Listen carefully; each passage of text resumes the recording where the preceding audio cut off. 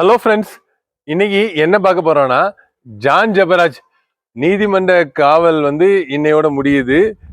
மே 9, 2025 அப்படிதானே? இப்போ ஜான் ஜெபராஜ் கேஸ்ல என்ன நடந்திருக்கு, என்ன அப்டேட், அதை குறித்து தான் பார்க்க போறோம். ஜான் ஜெபராஜ் உடைய நீதிமன்ற காவலை இன்னொரு 15 நாள் எக்ஸ்டெண்ட் பண்ணியிருக்காங்க. மே 23 வரைக்கும் அந்த எக்ஸ்டெண்ட் பண்ணியிருக்காங்க. ஜான் ஜெபராஜோடைய நீதிமன்ற காவலை மே 23 வரைக்கும் இப்போ எக்ஸ்டெண்ட் பண்ணியிருக்காங்க. அதுவும் வீடியோ கான்ஃபரன்ஸில் தான் ஜான் ஜெபராஜ் ஆஜரானதாக தகவல் வந்துள்ளது. இது கோயம்புத்தூர் கோர்ட்ல நடக்கிற விஷயம். ஜான் ஜெபராஜ் ஜாமீன் கேஸ் உயர் நீதிமன்றத்தில், சென்னை உயர் நீதிமன்றத்தில் நடந்துட்டு இருக்கு. அது அடுத்த வாரம் ஜாமீன் கேஸ் வர்றதாகவும் தகவல் வந்துள்ளது. அது டேட் கரெக்டாக தெரியல, திங்கக்கிழமை தெரியும் நினைக்கிறேன் என்னைக்கு அந்த ஜாமீன் கேஸ் வருது அப்படிங்கிறது.